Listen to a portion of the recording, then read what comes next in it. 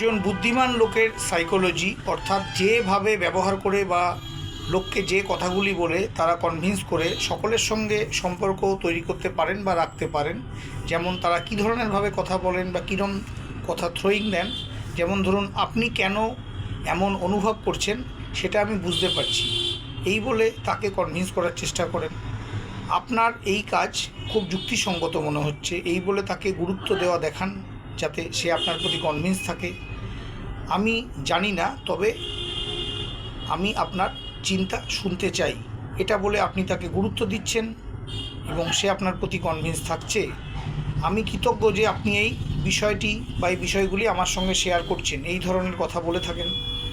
আপনার সময় নিয়ে বলুন বা সময় নিয়ে করুন, আমি আপনার সঙ্গে আছি, এই ধরনের কথা বলেও অনেক সময় কনভিন্স করে থাকেন। আপনার এটি একটি ভালো পয়েন্ট। এইভাবে তার কথার মধ্যে বললে পরে যে কোনো মানুষই কনভিন্স হয়ে যাবে তাদের প্রতি, আর আপনাকে আবার দেখে খুব ভালো লাগছে। এই ধরনের ল্যাঙ্গুয়েজগুলি বা এই ধরনের কথা থ্রোয়িং দিয়ে বুদ্ধিমান লোকেরা সকলের সঙ্গে সম্পর্ক তৈরি করে নেন খুব সহজেই বা সম্পর্ক রাখতে পারেন। এটি তাদের সাইকোলজি।